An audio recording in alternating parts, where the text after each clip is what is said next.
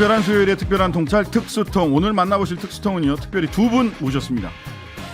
한문도 서울사이버대학교 부동산학과 교수님 나오셨습니다. 안녕하세요. 네, 안녕하세요. 예, 그리고 KBS 라디오에서 최강 시사를 진행하다 얼마 전 퇴사한 최경영 전 KBS 기자입니다. 안녕하세요. 네, 안녕하십니까. 최경영 기자입니다. 네. 예. 두 분은 방송에서도 같이. 예. 아, 그럼요. 연이 한 10여 년, 오래전에 10여 년 전부터 예, 만났었던 뉴스타파에 예. 계실 때도 예. 한번 그랬었습니다. 뵙고. 예. 예. 그때도 부동산에 관심이 많아가지고. 예. 뭐 한문도 교수님이야 국내에서는 뭐 알아주는 아유, 부동산 전문가시고. 과찬이십니다. 최 기자님도 원래 경제 전문이시잖아요. 뭐- 최경영의 뉴스 그 경제쇼. 경제쇼도 맞아요. 했고요. 제가 MBA도 했었고 부동산도 뭐 관심 있게 계속 지켜봐 왔습니다. 예. 자, 그래서 이제 퇴사하시고 자발적 퇴사를 하시고 어떻게 네. 지내고 계십니까? 뭐 최경영 TV를 지금 하고 있는데 눈코 뜰 새 없이 바쁘네요. 예. 예, 저도 지켜보고 있습니다. 예. 혼자 하려니까 예. 힘들기는 하더라고요. 오디오부터 잡아야 된다. 예. 오디오 잡았습니다. 오늘은 지켜봐 그러셨어요? 주시기 바랍니다. 예, 오늘 예. 9시에도 또 방송 있으신 거죠? 예. 알겠습니다. 9시가 방송이니까 저희들 6시부터 8시니까 자주 모실 수 있도록 시간을 좀 빼놔 주시기 바랍니다. 예. 자, 오늘 두 분 함께 모신 건 부동산 연구하는 학자 그리고 경제 전문 기자의 시각에서 올해 부동산 시장 결산하고 진단해 보기 위해서입니다. 자, 먼저 올해 2023년 대한민국 부동산 시장 하면 떠오르는 키워드 하나씩 좀 말씀을 좀 해주시죠. 뭐, 홍 키워드요? 교수님 먼저. 저는 그냥 조금 풀어서 말씀드리면 네. 다 아시는 뭐 민스키 모먼트의 더블 딥의 시작이고 케인즈가 얘기한 거 있지 않습니까? 더 큰 바보 이론이라고. 더 큰 바보가 이제 없어졌다라고 말씀드리겠습니다. 무슨 집살 사람이 뜻인지 없다. 설명을 좀 해주세요. 그러니까 집 살 사람이 거의 고갈됐다. 이 네. 가격에는 네. 그게 지금 9월부터 나타나서 다시 네. 제2차 하락이 시작됐잖아요. 예. 그게 이제 경제이론에서 말하는 더블 딥 데드캣 바운스의 전형적인 모습으로 데드캣 바운스라는 게 고양이가 네. 죽기 전에 한번 크게 한번 팍 뛰는 걸 데드캣 바운스라고 맞습니다. 하죠. 네, 네. 그러니까 경제가 침체로 가기 전에 한번 반짝 좋아지는 거. 네, 일시적 반등. 일시적 반등. 이게 이제 데드캣 네, 바운스입니다. 우리가 상반기에 겪었고 지금 갑자기 푹 꺼지잖아요. 예. 뭐 갑자기는 아니죠. 대출을 일단 좀 줄였는데 네. 그 모습이 줄였다 할지라도 만약에 주택 가격 상승에 대한 기대가 있다라면 이렇게 급하게 안 꺾이거든요. 근데 지금 뭐 한두 달도 안 됐는데 막 몇 억씩 빠지고 그래요. 네. 그래서 또 이 얘기 드리면은 신규 분양했던 거 있잖아요. 작년 올해 초에 네. 그 분양했던 것들이 지금 마이너스 피물건이 막 쏟아져 나오기 시작했습니다. 네. 전국적으로. 이 현상이 제가 말씀드린 대로 더 큰 바보가 없는 거예요. 이 값에는 집을 살 사람이 거의 없다라고 보시면 될 것 같습니다. 더 큰 바보는 없다라는 네. 말씀으로 주택시장, 부동산 시장 정리해 주셨고요. 최경영 기자님. 저도 비슷하긴 한데요. 저는 키워드가 업계에서 가장 보는 키워드는 부동산 PF일 것 같아요. PF. 예, 부동산 PF가 째깍째깍 다가오고 있는 것 같은데 PF가 예. 폭발하는. 근데 폭발이라는 그런 단어까지 쓰고 싶지는 않고요. 예. 째깍째깍 뭔가 다가오고는 있는데 그거를 계속 이제 눌러주고 있거든요. 맞아요. 예. 예. 계속 기한 연장해 주고. 예, 기한 연장해주고 있는데 그게 업계 사람들은 지금 다시 그걸 역이용하는 모습이 보이고 있습니다. 그건 좀 이따 말씀드릴 텐데요. 그러니까 우리 망하면 큰일 나니까 돈 좀 더 줘. 기간 좀 연장해 줘. 이런다는 건가요? 그런 게 아니고요. 예. 시행사나 시공사 중에서 돈이 또 있는 분들이 있을 거 아니에요. 그렇죠. 현금을 가지고 있는 사람들도 이런 아주 하락장이 올 것을 대비하고 있는 기업들도 굉장히 많아요. 그런데 그런 기업들 입장에서 봤을 때는 정부가 막아주고 있기 때문에 충분히 떨어지지가 않는 거예요. 부동산 PF가. 네네. 그래서 제가 서울 수도권의 어떤 매물 같은 경우에 한 1,200억 원 정도에 이미 기투자가 된 겁니다. 네. 건물이 조금씩 지어지고 있고요. 네. 땅은 다 사졌고 건물이 조금씩 지어지고 있는데 그걸 250억 원에 내놨어요. 어이구야. 250억 원에 6분의 1, 7분의 1 가격이잖아요. 네. 근데 팔렸겠습니까? 안 팔렸겠습니까? 이게 팔리지가 않은 거예요. 근데 왜 그게 안 팔렸느냐? 그 이야기는 예. 잠시 광고 듣고 와서 들어보도록 하겠습니다. 잠시만요. 신장식의 뉴스 하이킥 오늘의 특수통은 한문도 최경영 두 분입니다.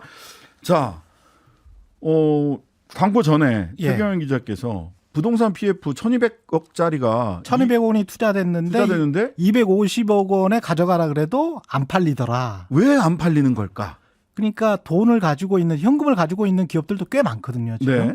시행사 시공사들 꽤 많은데 그쪽에서도 물릴 것 같은 거예요. 250억 원도 지금 가격에 제대로 분양이 될 수 있을까?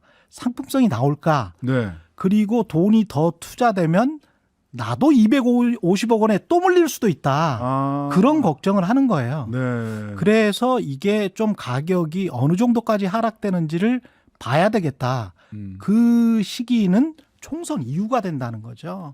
오히려 총선 이전에는 계속 밟아주고 있기 때문에 정치가 좀 개입하는 것 같으니까 정치가 개입하지 않는 그 이후의 순간 진짜 경제 논리와 자본주의 논리로 이루어지는 4월 이후에 한번 봐야 되겠다. 지금 이 말씀은 정치 논리 때문에 사실은 부동산 시장에서 중간중간에 바람이 빠져야 되는데 그렇죠. 그 바람 빠지는 걸 정치가 이렇게 막고 있기 때문에 총선 이후에는 더 어려운 일이 발생할 수도 있다. 발생할 수도 있다. 발생할 수도 있다. 이 예. 걱정을 하시는 저는 거예요. 한 교수님 어떻게 보세요? 한다라고 보죠. 아니 무섭습니다. 그건 왜냐하면 네네. 우리 뭐 역사는 되풀이된다고 예.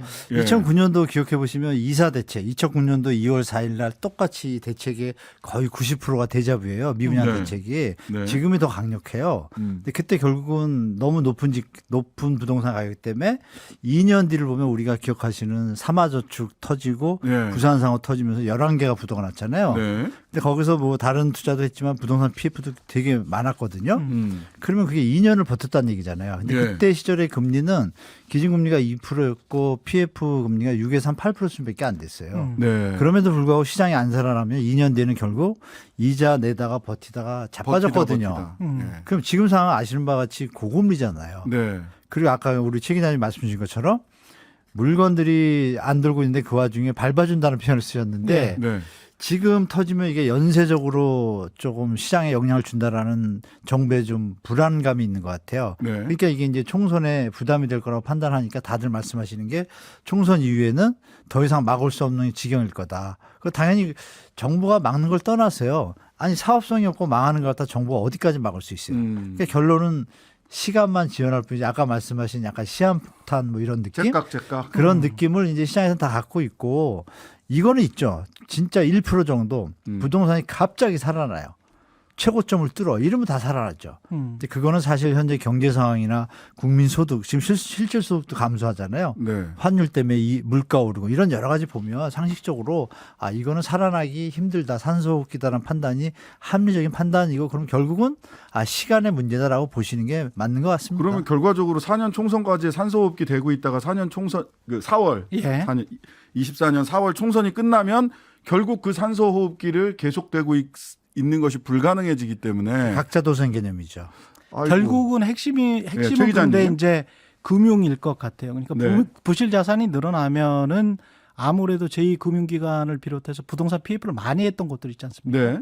증권사랄지 저축은행이랄지 뭐 새마을금고랄지 이런 것들에 자기자본 비율이 낮아질 수밖에 없거든요. 그러면은 이쪽에서는 대손 충당금을 쌓을 수밖에 없고 네. 대손 충당금을 쌓다 보면은 아이고 빨리빨리 이거 좀 매각해서 현찰을 좀 들여와야 되겠다라고 하면 자산 평가를 다시 하면서 아주 채권자인 은행 쪽에서 또는 제2금융기관에서 채무자들에게 강하게 요구를 할 수 있습니다. 그러면서 자산 평가를 다시 엄격하게 시행을 하게 되면 그렇게 되면은 살아남을 수 있는 사업장들이 얼마나 될 수 있을까? 그러니까 아주 냉혹하게 지금 잣대를 판단해서 자산 재평가를 실시하는 사업장들이 거의 없다라고 봐야 되거든요. 현재는 예. 정치적인 논의로도 그렇고 경제적으로도 지금 일단 이자만 조금씩 갚으면서 이제 버텨 나가자. 예, 연장해주고 롤오버 그렇죠. 하고 있죠. 그런데 롤오버 하기도 지금 힘든 게 한문도 교수님도 잘 아시겠지만 브릿지론 같은 게 한 1, 2년 전에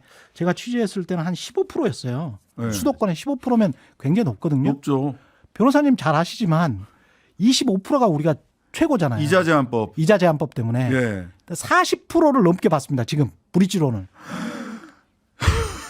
그 40%를. 연 이자가 40%라는 겁니다. 원래 우리나라 이자 제한법은 대부업자 등 별도의 법으로 허용되는 사람들이 네. 아니면 25%를 넘을 수가 없어요. 업계에서는 그래요. 어떻게 받냐? 네. 수수료를 먼저 받아버려요. 그래 놓고 그건 수술이 아닌 척. 그것도 다 선취 이자야. 사실은. 선취 수술을 먼저 받아. 선취 수술을 뭐 25% 먼저 받아버리고 예. 15%만 남겨두는 거예요. 그러면서 실제적으로는 40%를 받는 거지. 사실은 그런 거 전부 다 이름 명칭과 관계없이 다 이자라고 보는데 그렇죠. 업계에서는 그렇게라도 안 하면 돈을 못 구하니까 그렇게 그렇습니다. 돈을 구하는 거죠. 예. 예, 말하자면 지금 최 기자님 말씀이나 우리 네. 한 교수님 말씀으로는 내년 4월이 지나면 금융기관들이 엄격하게 자산 재평가를 해서 부동산 투자를 하고 있는 곳이거나 또는 뭐 재개발 재건축 PF 하는 데를 로부터 돈을 회수할 수밖에 없다. 금융기관도 그럴 수밖에 없는 처지에 점점 놓여가고 있다. 왜냐하면 예. 안 그러면 금융기관이 같이 그 부실을 떠안게 되면서 금융기관도 자빠질 그렇- 수 있기 때문에. 그렇죠. 예. 그러니까 금융기관이 여기서 어쨌든 그렇게 한번 방어벽을 쳐줘야 돼요. 안 그렇죠. 그러면 연쇄적으로 금융기관이 제3금융기관부터 무너지기 시작하면 굉장히 힘들어지거든요. 그 내년 전망을 해보려고 했는데 내년 전망이 다 나왔어요. 너무 비관적인데 이거 어떻게 해야 됩니까? 비관적으로 생각하실 필요 없습니다. 예. IMF 때 뭐 수많은 건설사가 부도가 났고 해도 살아났고 예. 또 말씀드린 그 2011년도 그 사태에도 물론 피해 본 분들은 많지만 네. 대한민국 경제가 그렇게 호락호락하지 않거든요. 네. 베이스가 있기 때문에 네. 이게 이제 도리어 경제 발전을 저해하고 있으니까 제 생각에는 최근에 BIS 사무총장 왔잖아요. 네. 국제결전의 사무총장 한 말이 있잖아요. 구조개혁 해라. 네. 집값 낮춰라. 대놓고 얘기했잖아요. 한국은행 간담회에서. 그 의미를 우리가 좀 직시해야 될 것 같습니다. 정부 당국자분들도 이 분위기를 좀 인지하시고 연착륙은 좋은데 너무 틀어막으면 나중에 크게 터지잖아요. 딱 이 얘기거든요. 예. 정부 쪽에서는 이거 집값 그냥 그나마 뭐 그런가 하는 얘기가 이제 연착륙이에요. 한꺼번에 집값 떨어지면 큰일 난다. 그렇죠. 근데 정부가 우리나라가 뭐 중국도 아니고 정부가 완전히 틀어막을 수는 없잖아요. 그리고 네. 자본주의 논리가 작동하는 한 기업가들이나 돈 있는 사람들은 충분히 빠져야 사거든요. 근데 충분히 빠지지 않았다라고 판단을 하고 있기 때문에 네. 충분히 빠질 기회가 올 것이다. 그때까지 집값이 더 그렇죠. 내려갈 거다. 그리고 이제 부동산 PF 사업장들도 마찬가지고 그 정도 빠져야 본인들도 들어가서 충분히 먹을 수 있다. 그래야지 다시 반등의 폭도 크다.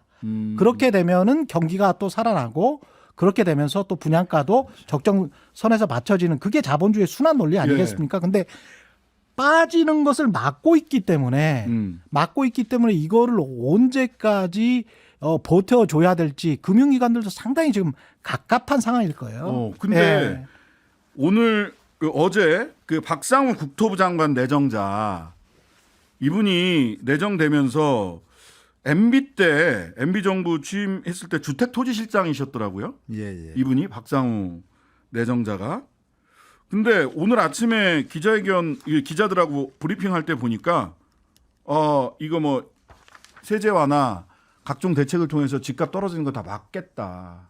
부동산 가격 하락을 막겠다라는 게 기자들하고 만나서 일성이었어요. 지금 진단과 해법과 완전히 정반대거든요. 왜 이러는 저는 겁니까? 그렇게 안 봤는데 이분이 예. 제가 뭐 편을 드는 게 아니라요. 예. LH 사장도 하셨거든요. 네네. 그때 LH 그 적자를 많이 줄이신 분이에요. 근데 이분의 워딩을 보면 지금 말씀하신 것처럼 최대한 완화한다는 개념이 어떤 개념이냐? 갑자기 집값이 급락해가지고 경제 위기에 예. 좀 부담이 되는 그 부분에 어떤 얘기를 하셨고 결정적으로 뭐냐면 정부가 깊이 개입해서는 안 된다라고 못을 박았어요. 본인이. 네. 박았고 아파트보다는 일반 주택 있잖아요. 네. 이 주택에 다른 모델을 해서 아파트 이런 뭐 어떤 막 붐에 대해서 이제 조금 완화를 시켜야 된다는 의사를 던졌기 때문에 제가 볼 때는 또 마지막이 뭐냐면 3기 신도시를 갖다가 빨리 하겠다고 했어요. 네. 그러니까 이분이 뭐냐면 2, 3년 뒤에 요새 공급 부족이라는 기사들 나오잖아요. 네. 그거에 대해서 핵심을 알고 있는 거예요. 그러면 국가가 할 일은 조기 공급을 빨리빨리 해야지 주택시장이 안정되잖아요. 예. 그런 부분이 있기 때문에 지금 앵커님께서 말씀 주신 대로 100% 그쪽은 아니어서 그나마 저는 조금 다행으로 생각하고 그렇구나. 있는데 말만 이렇게 하고 어떻게 할지 뭐 다를지 모르겠지만 저는 아니, 개인적으로 좀 믿어보겠습니다. 워딩이 네. 이거 지금은 다운턴 기간이기 때문에 가능하면 겨울옷을 빨리 꺼내 입을 준비를 해야 한다라고 했고 네. 이것을 추가 규제 완화 시사라고 언론에서는 봤더라고요. 그렇죠. 그러니까 자기들 편하게 의사를 이렇게 기사를 약간 왜곡한 거죠. 제가 볼 때. 저는 그렇게 받아들이고 있습니다. 근데 어떻게 지금 들으셨어요? 예. 주거 안정이 가장 문제가 되는 것은 서울 수도권이잖아요. 근데 네. 인구로 보면 서울 수도권의 한 50%가 유주택자고 네. 50%가 무주택자인데 맞아요. 예. 이렇게 되면 유주택자 무주택자를 위한 정부가 되는 거예요. 맞습니다. 유주택자나 다주택자를 위한 정부가 되는 것이고 50%의 무주택자들은 집값이 너무 올랐는데 과거에 비해서 바로 1년 전이나 2년 전에 비해서는 조금 빠졌다고 하지만 네. 바로 5년 전이나 7년 전에 비해서는 엄청나게 많이 올랐다 이렇게 생각을 하고 있거든요. 맞아요. 그러면 본인들의 소득이 올랐는가라고 하면 저는 이 부분도 한국 언론이나 한국 정부에 좀 따져 묻고 싶은데 예. 소득과 집값을 항상 연관관계로 생각하면서 이야기를 하는 게 선진 언론이고 선진국들이거든요. 네네. 근데 소득은 가파르게 오르지 않았는데 집값은 가파르게 올랐단 말이죠. 네. 그런데 집값이 조금 고개를 숙였다고 해서 당장 집값을 부양해야 되겠다. 이게 무슨 논리인지 모르겠어요. 그러면 그만큼 소득이 따라서 올라갔나요? 맞아요. 아니, 소득은 예. 사실상 실질 소득은 마이너스예요. 그렇죠. 요새. 인플레이션 생각하면. 네, 인플레이션 때문에. 또 한 가지 LH와 관련해서 대통령이 카르텔, 뭐 마피아, 뭐 척결, 뭐 이런 이야기 많이 하시잖아요. 그러셨죠. 부동산 마피아 카르텔의 핵심에 있는 게 저는 LH라고 보고요. 네. LH가 정말 개혁을 하고 국민들을 위해서 건강하게 활동을 하려고 한다면 제발 민간 시공사들에게 땅 장사 좀 그만해라. 네. 땅 장사 그만하고 시공사들에게 그냥 하청을 주면 됩니다. 네네. 땅은 본인들이 저 토공 다 하잖아요. 다 조성하죠, 다. 굴착기로 다 밀고 네. 거기에다가 가스 수도 다 놓지 않습니까? 예. 그리고 난 다음에 아주 평지에 이 시공사들에게 땅값을 거의 뭐 몇 배씩 올려가지고 맞아요. 받고 그리고 시공사들은 분양자들에게 또 몇 배씩 올려가지고 받거든요. 네. 그렇게 하지 말고 시공사들에게 현대건설이나 GS건설에게 한 20% 마진만 주고 알아서 그냥 다 해라. 하청업체에게 제대로 아파트 지어라. 그리고 LH가 관리 감독을 철저히 하면 됩니다. 그러면 순살 아파트 같은 게 안 나와요. 근데 네. 그렇게 많은 직원을 두고 나서 이렇게 땅 장사만 하면서 쉬운 장사를 하려고 하니까 이런 일들이 발생하는 거 아닙니까? 그러니까 LH 진짜 그 부동산 마피아 카르텔을 개혁하기 위해서는 LH를 개혁을 해야 돼요. 네. 그거는 핵심은 LH가 땅 장사를 못하게 하는 것. 그게 핵심입니다. 네. 그러니까 국토부 장관이 제발 그런 일 좀 해주셨으면 좋겠어요. LH 사장님도 하셨던 분이더라고요. 예. 이번에 내정자가. 자, 근데 또 요것도 하나 화제가 됐습니다. 인터뷰를 하시면서 집값이 어느 정도 돼야 되냐. 아까 최 기자님은 그것은 소득과 비교를 해서 소득 대비 뭐 몇 퍼센트 그렇게 해야 사람들이 자기 소득에 기반을 해서 집을 살 수 있는 거다. 그렇죠.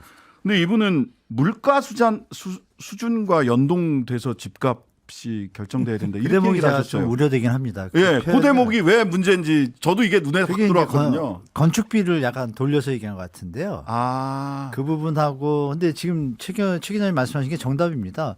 그냥 도급하면 됩니다. 그리고 아시겠지만 노무현 정부 때 조성원가 지금도 최근에 아시겠지만 올 봄에도 저쪽 파주하고 일부 지역에 분양가가 시세보다 50% 수준인 분양이 있었어요. 그게 뭐냐면 조성원가제예요. 토지 조성 원가. 네, 토지 조성하고 건축하고 이런 기본적인 원가에다 건축비만 얹고 적정 LH 유지 이윤만 던지면 지금 주택 가격이 지금의 반 수준인 거예요. 반값 아파트 가능하다. 땅값 네네. 때문에. 가능이 아니라 원래 지금 말씀하신 대로 도급 주고 아까 말씀하신 대로 택지 분양해서 LH가 이득 남기고 이거를 또 택지를 분양받은 시공 시행자가 네. 또 업을 하고 이게 두 번 세 번 되니까 이게 뻥튀가 되는 겁니다. 그래서 예. 원가 최근에 기억나실 거예요. SH 김원동 사장이 원가 공개를 자꾸 하잖아요. 네. 그게 뭐냐면은 국토부한테나 다른 곳들한테 국민 사회운동 하던 분들 아니에요. 네, 맞아요. 그러니까 이 주택 가격이 경실련에서. 너무나 거품이 껴있다는 거를 보여주는 거예요, 우회적으로. 그래서 제가 볼 때는 지금 말씀하신 물가 연동이라는 표현은 아까 제가 조금은 좀 편을 들었지만 LH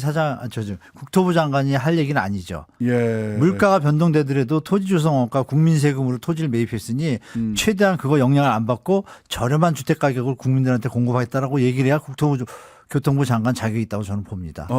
그 표현이 좀 잘못됐다고 봅니다. 네네. 소득과 최 기자님. 연동해서 말씀드리는 거는 제가 무리하게 말씀드리는 게 아니고요. 보통 이제 미국의 언론이나 미국의 전미 부동산 협회라고 있습니다. 네. 전미 부동산 협회가 어포더빌리티 인덱스 같은 거를 발표를 많이 하거든요. 하거든요. 그러니까 이게 소득과 대출이자를 가지고 계산을 해요. 네. 집값, 소득, 대출이자. 근데 네. 지금 대출이자가 굉장히 좀 높잖아요. 네. 그러니까 대출이자가 좀 떨어진다고 하더라도 지금의 소득이라면 집값이 너무 높다면 어포더빌리티 인덱스가 확 떨어지는 거예요. 네. 이게 낮으면 낮을수록 집 가격이 높다라는 거거든요. 네, 그렇죠. 근데 현재 미국의 집 가격 같은 경우는 어포더빌리티 인덱스 같은 경우도 집을 살 형편이 되는가 그런 지수를 나타내는 겁니다. 근데 집을 살 형편이 되는가의 그 지수 자체도 그 금융위기 직전에 미국의 주택 가격이 가장 높았을 때보다도 형편이 더 낮습니다. 예, 예. 그 정도로 집 가격이 높다는 높아졌다는 거예요. 미국도. 미국도. 근데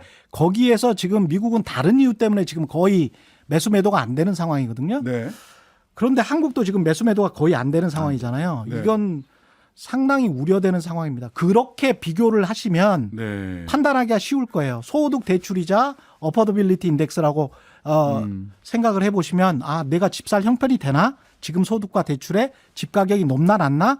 계속 자기 식의 어떤 주관식으로 한번 생각을 해보시기 바랍니다. 자, 오늘 결과적으로 올해 부동산 얘기하고 내년 부동산 예측하다 보니까 자, 내년 4월 뒤에 집을 살 때 사시더라도 내년 4월 총선 지난 다음에 그때 보고 판단하시는 게 낫겠다라는 결론 내려도 될 것 같은데요. 그렇죠. 자, 오늘 특별한 수요일에 특별한 통찰 특수통 최경영 기자, 한문도 교수님 두 분과 함께했습니다. 감사합니다. 고맙습니다. 감사합니다.